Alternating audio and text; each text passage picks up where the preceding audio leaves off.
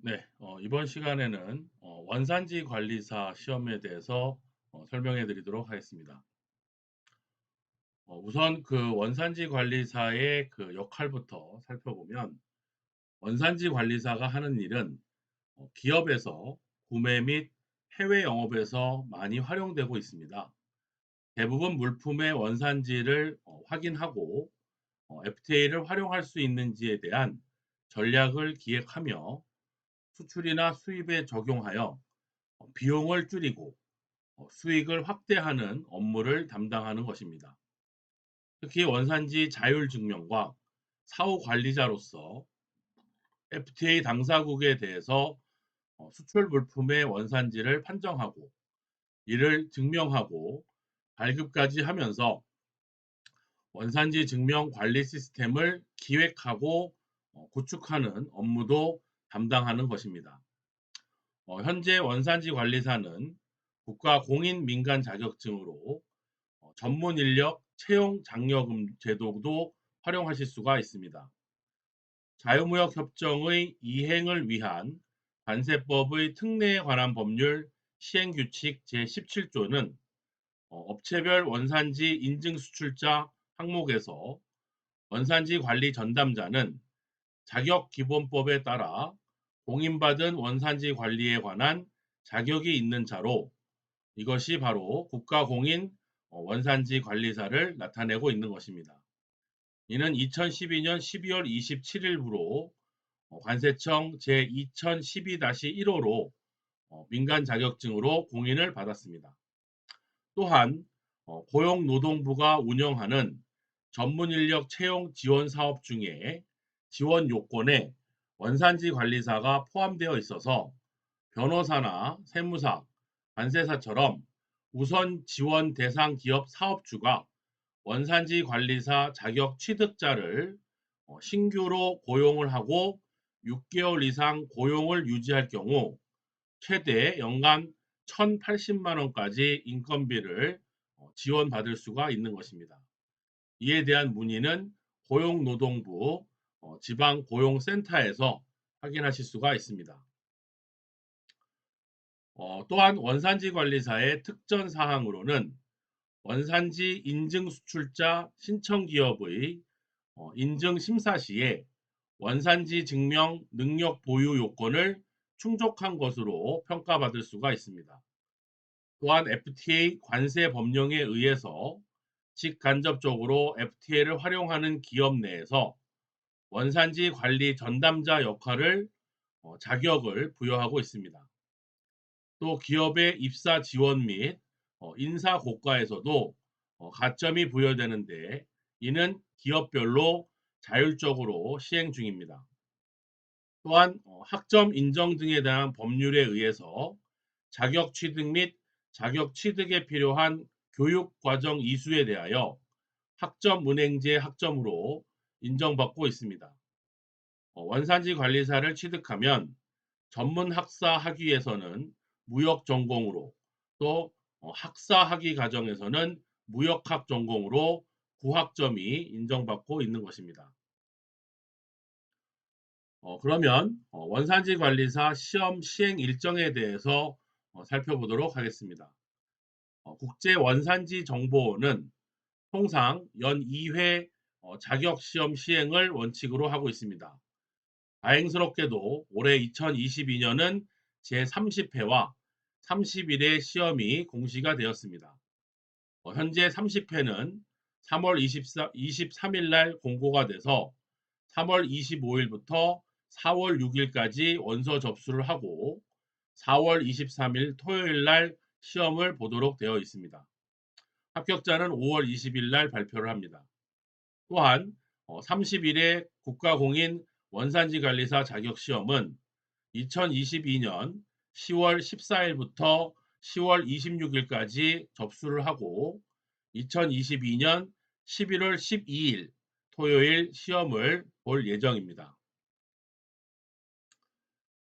국가공인 민간자격 원산지 관리사는 총 120분 동안 FTA 협정 및 법령, 품목 분류, 원산지 결정 기준, 수출입 통관의 4과목을 각각 객관식 25문항으로 시험을 보도록 되어져 있습니다.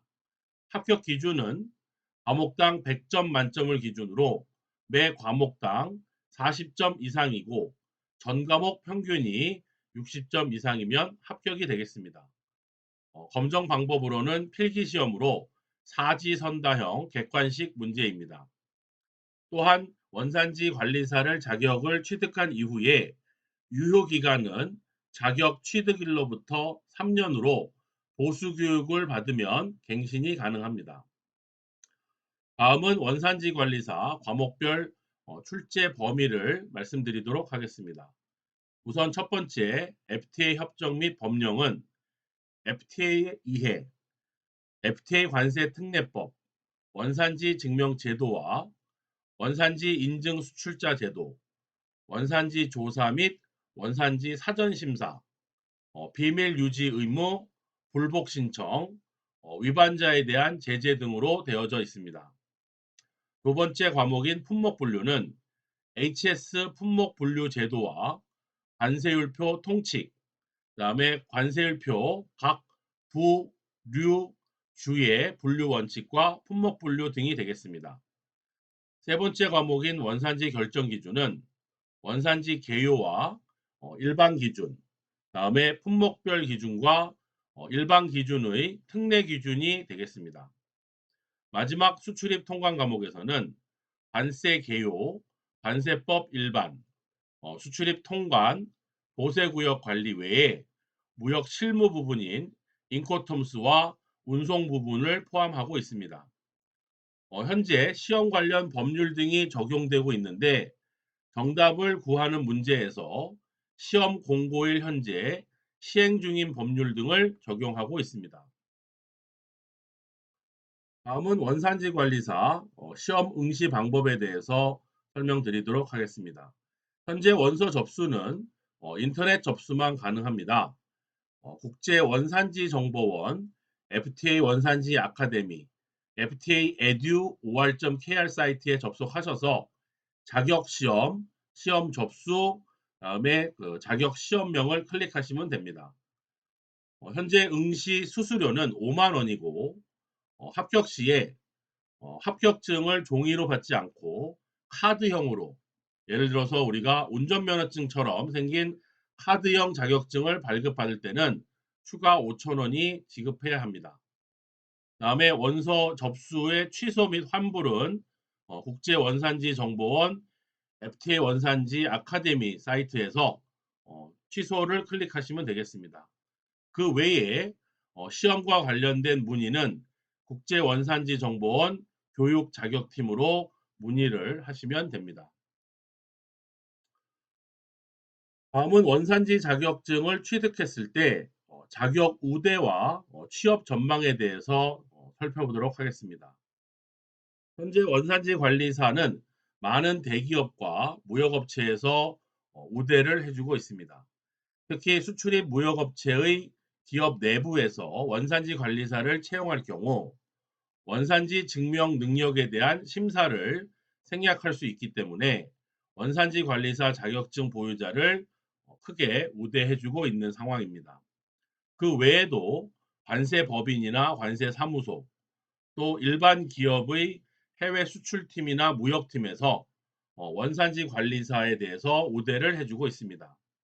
뿐만 아니라 대기업의 구매 및 해외 영업 전략 부서에서 생산 경영 전략 부서나 구매 해외 영업 실무자로, 또 원산지 증명서의 발급 및 관리 업무로, 또 ERP 원산지 시스템을 개발하거나 운영하거나 관리하는 부서에서, 또 무역 물류업체의 AO 인증을 받을 때 원산지 리스크 관리나 원산지 증명서 발급 및 관리, 가격 전략 등의 직무에 유용하게 쓰이고 우대되고 있는 상황입니다.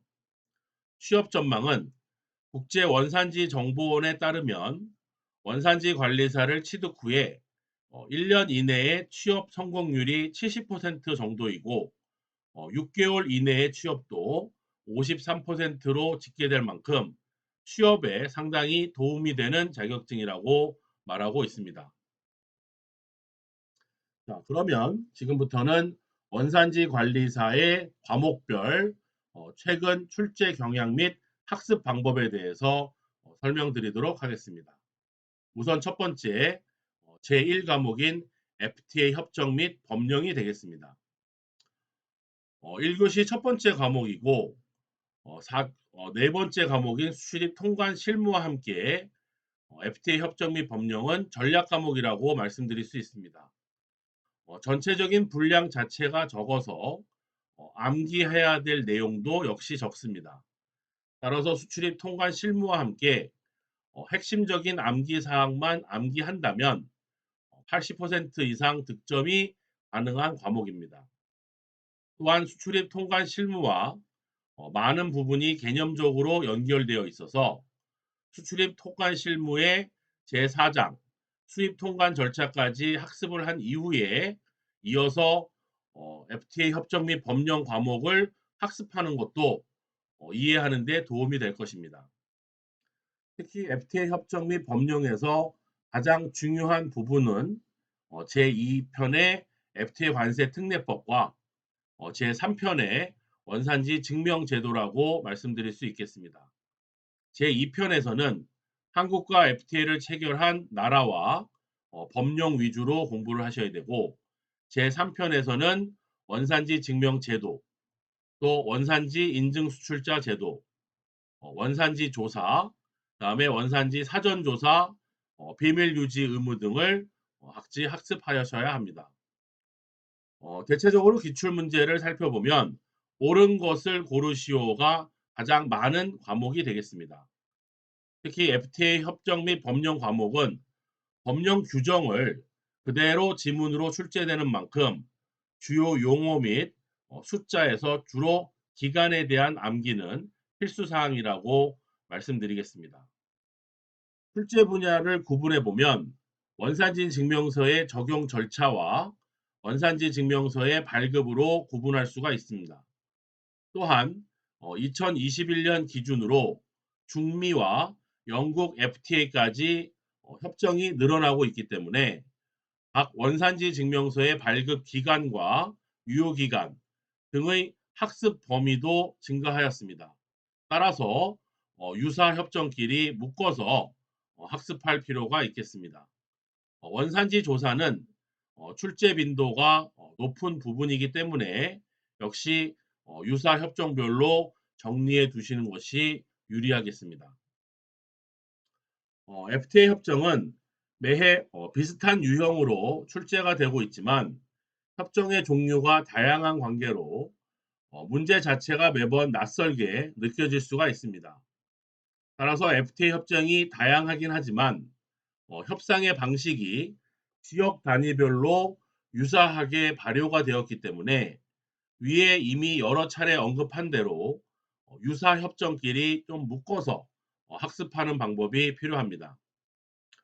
우리나라와 각 국가 간에 타결된 FTA 협정문에 대해서 세부 이행 절차를 규정한 FTA 특례법에 대한 문제도 따로 구성되어져 있습니다.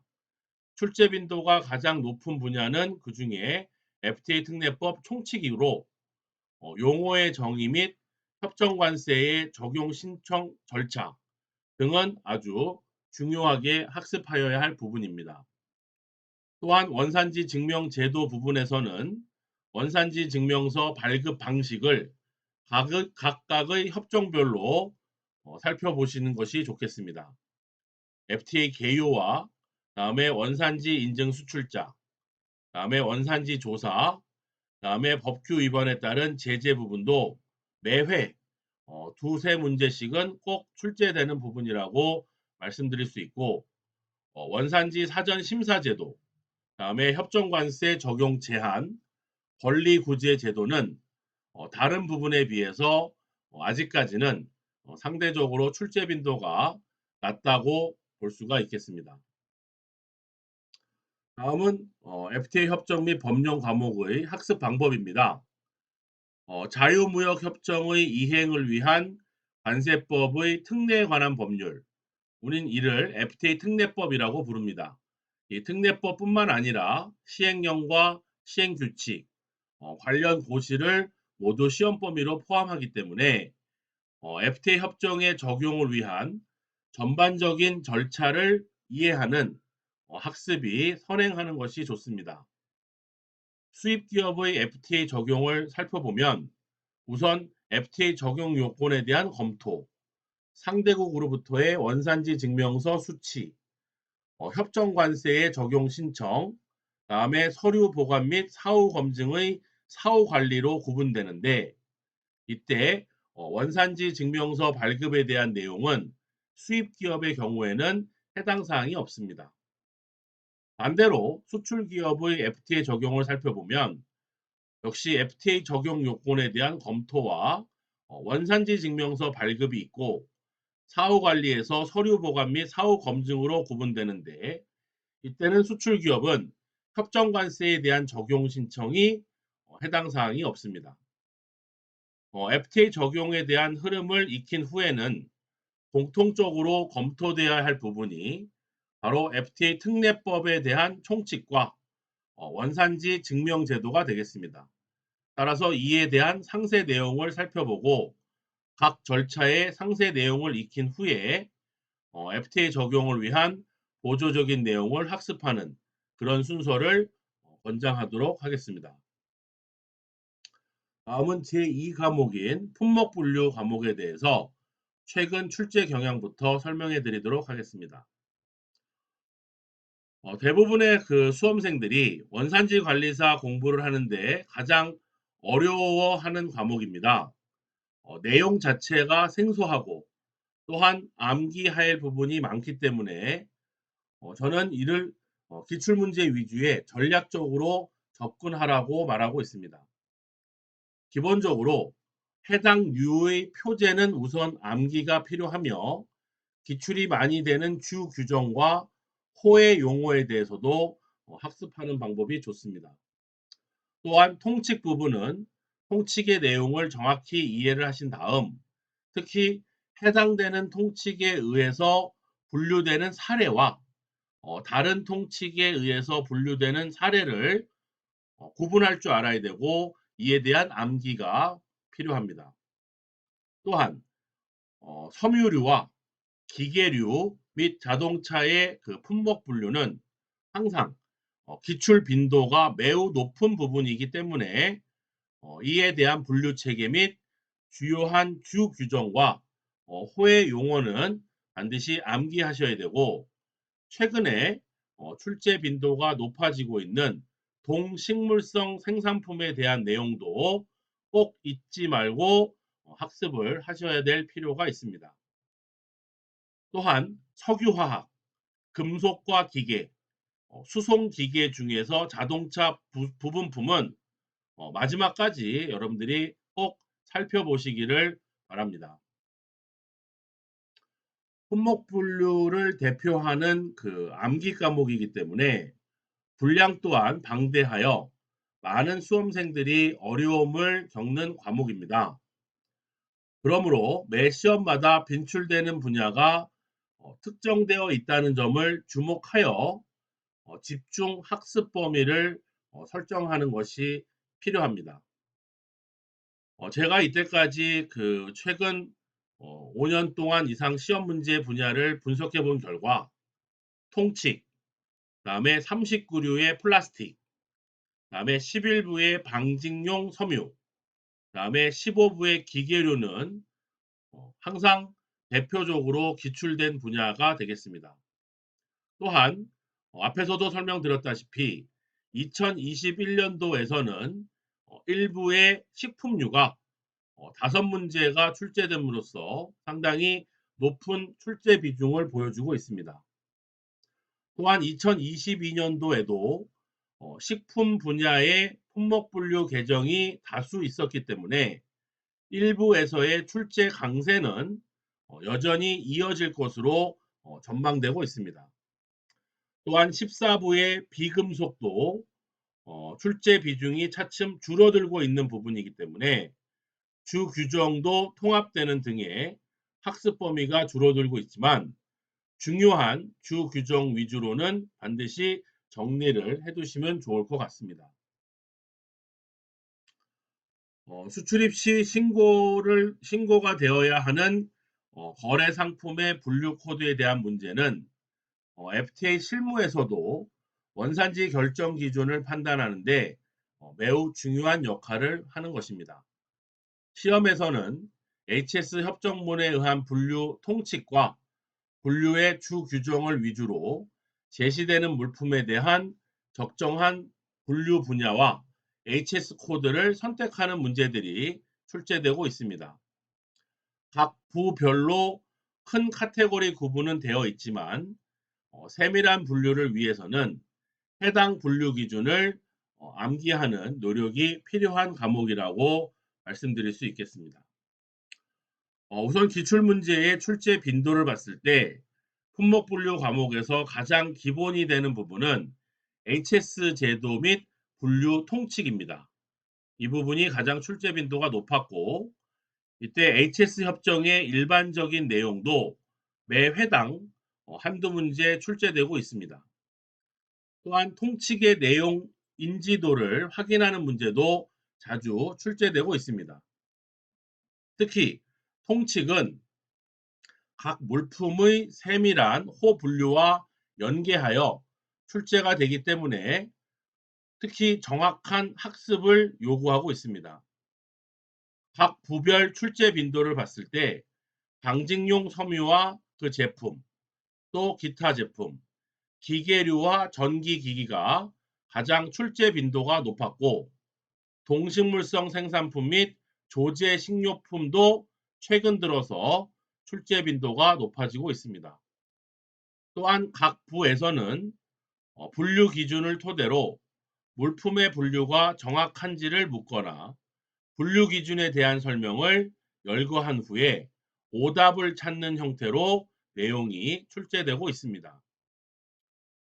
광물성 생산품, 석유화학 공업 제품은 플라스틱과 고무를 제외하고는 현재까지 출제 빈도가 없거나 현저히 낮다고 말씀드릴 수 있습니다. 자, 그렇다면 제2과목의 품목 분류에서 학습 방법에 대해서 살펴보겠습니다. 우선 품목 분류의 경우 목차를 통해서 각 류에 분류되는 물품에 대한 감각을 익히고 각 부와 각 류의 주 규정을 중심으로 분류 기준을 정립해 주는 것이 좋습니다. 또한 각 장의 분류 방법을 크게 나누어 본다면 2장의 경우에는 가공도 및 함량으로, 3장은 재질 및 함량으로, 4장은 재질, 5장은 기능에 의해서 분류되고 있습니다. 각 장에 분류되는 물품의 특징과 이러한 분류 기준을 기초로 각 류와 호의 분류 기준을 학습해 나가는 것이 필요합니다. 또한 품목 분류는 다른 과목과 달리 각 장들의 연계성이 높지 않다는 점과 출제 빈도가 현저히 떨어지는 장이 있다는 점도 여러분들이 공부하는 학습량을 설정할 때 참고해야 할 부분이라고 말씀드리겠습니다. 다른 과목도 마찬가지겠지만 특히 제2과목 품목 분류는 기출 문제를 많이 접해 본다면 출제가 집중되는 부분이 어느 곳인지와 출제 유형을 쉽게 판단할 수 있을 것이라고 말씀드릴 수 있습니다. 다음은 제3과목 원산지 결정 기준에 대해서 최근 출제 경향부터 설명해 드리겠습니다. 많은 수험생들이 처음에 품목 분류가 어렵다고 했지만 실제로 공부를 하면 할수록 가장 어려워하는 과목 중에 하나가 바로 원산지 결정 기준 과목입니다. 교재 구성이 해당되는 파트에 대한 협정문이 기재되어 있어서 그 내용은 방대한 듯 보이지만 실질적으로는 각 협정별로 어떠한 차이점이 있는지를 학습하는 것이 관건입니다. 기출 문제를 분석해 본 동안 경향을 살펴보면 각각의 파트별로 적용 요건, 조건이나 일반 기준이나 품목별 기준에서 모두 골고루 나오는 형태이기 때문에 깊게 파고드는 학습보다는 넓지만 빠짐없이 학습하는 것이 고득점 전략이라고 할 수 있겠습니다. 특히 역내 조건은 세번 기준과 충분 조건은 가공 기준과 함께 학습을 하며 풀이 문제를 활용하여 이해하는 것이 좋습니다. 또 부가가치 기준의 경우에 문제풀이 시 적용되는 특례와 함께 학습을 하며 부가가치 기준에 고려되는 것과 그렇지 않은 것을 분류해서 이해하시기 바랍니다. 따라서 우선 기본 개념을 이해하신 후에 협정별로 다르게 규정한 내용을 자신만의 암기 방법으로 학습하시는 것이 중요한 공부 방법이라고 말씀드릴 수 있겠습니다. 기출 문제 중에 어려운 문제는 주로 관세를 결정하는 방법을 익히고 관세를 구하는 문제가 있는데 한두 문제가 출제되고 있습니다. 특히 원산지 결정 기준은 이 원산지 관리사 자격 시험에서 가장 핵심이라고 말씀드릴 수 있겠습니다.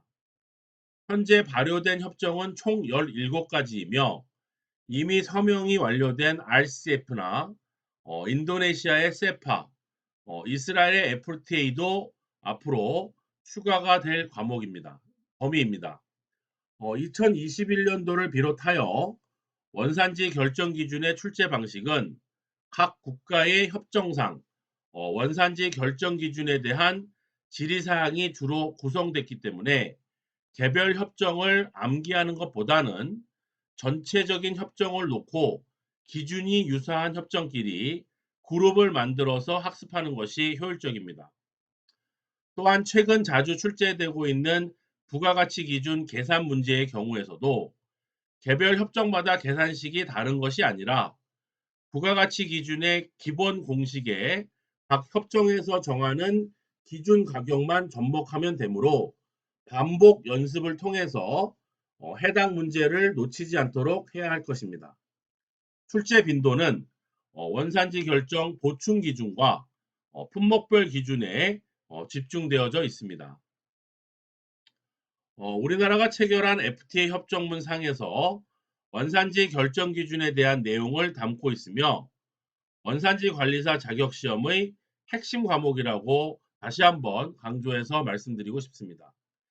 국가 간의 협정 조문에는 차이가 있지만 협정 본문에는 원산지 규정을 두어서 원산지를 결정하기 위한 큰 틀을 제시하고 있기 때문에 부속서로 원산지 기준을 두어서 무역 상품별 원산지 결정 기준을 3번과 연계하여서 제시하고 있습니다.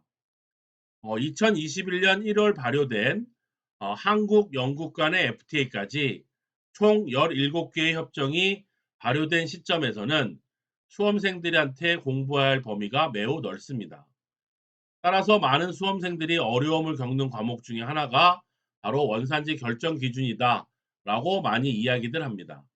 왜냐하면 이 원산지 결정 기준 과목에서는 단편적인 협정이나 품목의 기준에 대한 문제보다는 각 협정 간의 비교 문제, 또 품목별 기준을 적용함에 있어서 일반 기준을 대입하여 답안을 찾는 문제 등 복합적인 문제가 많이 출제되고 있기 때문입니다. 특히 제시되는 사례에서 원산지 결정 기준을 적용하는 문제도 자주 등장을 하기 때문에 원산지 결정의 일반적 기준부터 원산지 결정의 품목별 기준까지 복합적인 이해가 없이는 답을 구하기 쉽지 않기 때문에 이 부분에 대한 출제 빈도 역시 높아지고 있는 것입니다. 그렇다면 이 3과목의 원산지 결정 기준의 학습 방법은 우선 1장을 제외하고 2장 특혜관세의 적용 요건부터 5장의 원산지 결정 품목별 기준까지 모두 연결된 내용들이라고 말씀드리고 싶습니다. 따라서 이 부분을 살펴보면 원산지 결정 기준에 대해서 각 협정에서 어떻게 정하고 있는지를 제시하는 내용이 대부분입니다. 따라서 이를 일일이 협정문을 찾아가면서 모두 본다면 학습 범위가 매우 넓어지므로 각 기준별로 협정에서 정하고 있는 공통점과 차이점을 비교하면서 학습하는 것이 필요합니다. 현재 FTA는 지역 간의 공통점을 많이 나타내고 있습니다. 예를 들어서 미국과 캐나다 FTA, 또 EU와 영국 EFTA, 터키 FTA가 그렇고 아시안과 베트남 FTA도 원산지 결정 기준에 있어서 많은 공통점을 갖고 있으며 중미 FTA는 기존의 콜롬비아 FTA와 내용이 유사하기 때문에 이를 학습하시는데 참고하시기 바랍니다. 자, 이제 마지막 제4과목인 수출입 통관 실무에 대해서 최근 출제 동향부터 설명해 드리도록 하겠습니다. 2교시 원산지 관리사 시험 중에서 가장 전략 과목이 바로 수출입 통관 실무가 되겠습니다. 우선 이해하기가 가장 쉽고 암기 내용 역시 많지 않기 때문에 가장 고득점을 목표로 하셔야 합니다. 특히 기출문제 분석을 통해서 필수 암기 사항만 암기하여도 80점 이상의 고득점을 취할 수가 있습니다. 여기서 필수 암기 사항이라는 것은 기출이 많이 되는 부분에서 설명되는 부분을 말하며 수출입 통관 실무에서 가장 중요한 부분은 2장 관세법 일반과 3장 통관, 4장 수입 통관 절차가 되겠습니다. 특히 관세 부과에 대한 기간과 소멸 시효에 대한 기간 등의 기간에 대한 문제를 정확히 구분하셔야 합니다. 관세법 부분에서 수입 신고와 수리를 기준으로 이해하고 통관 부분에서는 FTA 수업 내용과 연계해서 이해를 하시면 훨씬 쉽습니다. 또 보세 부분도 기출에 나오는 단어 위주로 암기를 하고 특히 수출입 통관 실무에 추가되어져 있는 인커텀스 또 운송 서류 부분에 대해서는 인커텀스 2020과 새로 개정된 부분 위주로 공부를 하시면 되겠습니다. 관세법 이하의 시행령과 시행규칙의 법령을 기초로 문제가 구성되고 있고 현재는 수출입 통관과 관련된 고시 등의 행정규칙에서도 일부 발치되어서 문제가 나오고 있습니다. 많은 수험생들이 전략 과목으로 선택하는 것이 제4과목 수출입 통관 실무인데 최근의 출제 경향으로 살펴보면 법령이 아닌 고시에서의 지역적인 문제가 출제되는 경우도 있습니다. 하지만 이런 문제의 출제 빈도는 높지 않으니 우선 학습을 하실 때 법령만을 기초로 충실히 다질 필요가 있습니다. 이런 점을 고려해도 2021년을 비롯해 전반적으로 출제 난이도 자체는 다른 과목에 비해서 낮은 편이라고 말씀드릴 수 있겠습니다. FTA 협정이 적용되는 절차적인 요소인 수출입 통관과 관세의 과세 요건, 관세의 부과 징수에 많은 문제가 집중되어 있고 그 다음으로는 운송과 보세 구역에서 출제가 많이 되고 있습니다. 또한 법규 위반에 대한 제재는 학습 범위에 비해서 출제 빈도가 낮은 편이며 이와 같은 빈도는 앞으로도 계속 유지될 것으로 전망되고 있습니다. 또 우리나라 관세법, 시행령, 시행규칙, 관련 고시가 모두 시험 범위로 내용을 이루고 있습니다. 관세법의 경우에는 법 자체의 분량이 많고 관련 고시도 많기 때문에 학습 범위가 매우 방대한 편에 속합니다. 하지만 무역 자격증을 준비해 봤거나 관세법에 대한 이해도가 높은 편이라면 학습하기에는 어렵지 않고 주요 내용 중에 관세 개요와 관세법 일반, 수출입 통관 절차와 보세구역 관리 등을 살펴보시는 것이 좋겠습니다. 수출입 통관에서 관련 법조문에 대한 서술을 제시하고 그 중에 오답을 찾아내는 문제가 주로 출제되고 있는데 특히 관세법에서는 수출 수입 및 관세 납부의 절차를 다루는 만큼 시험에서도 기간이나 기한에 대한 정확한 내용을 물어보는 문제가 자주 등장하고 있습니다. 이들 내용은 대부분 관세 부과 징수와 운송 및 보세 구역, 통관 부분에서 다루고 있기 때문에 이들 부분에서 가장 많은 문제가 출제된다고 생각하시면 좋겠습니다. 특히 보세구역과 관련된 내용은 2013년에 새롭게 원산지 관리사 교육과정에 포함이 되면서부터 차츰 출제 비율이 높아지고 있습니다. 마지막으로 제4과목 수출입 통관 실무의 학습 방법에 대해서 말씀드리자면, 수출입 통관은 순차적으로 교재를 읽는 수를 늘려가면서 관세법상에서 사용되는 기본적인 용어와 흐름에 익숙해질 필요가 있겠습니다. 따라서 관세법을 절차법상의 특징상 원칙적인 내용과 예외적인 단서 조항의 구분이 많습니다. 따라서 처음에 공부할 때는 예외적인 부분까지 빠뜨리지 않고 암기하는 방법보다는 원칙적인 경우의 내용을 먼저 이해를 하고 다시 반복적으로 공부를 했을 때 후에 예외적인 부분을 학습하시는 것이 효과적인 방법이라고 말씀드릴 수 있겠습니다. 이런 식으로 전체적인 흐름을 이해한 후에는 특히 관세 부과 징수와 통관 등에서 자주 출제되고 있기 때문에 암기할 내용 부분을 위주로 심화 학습을 하시면서 출제 빈도가 높은 분야를 집중적으로 대비하는 것이 원산지 관리사를 합격할 수 있는 지름길이라고 말씀드릴 수 있겠습니다.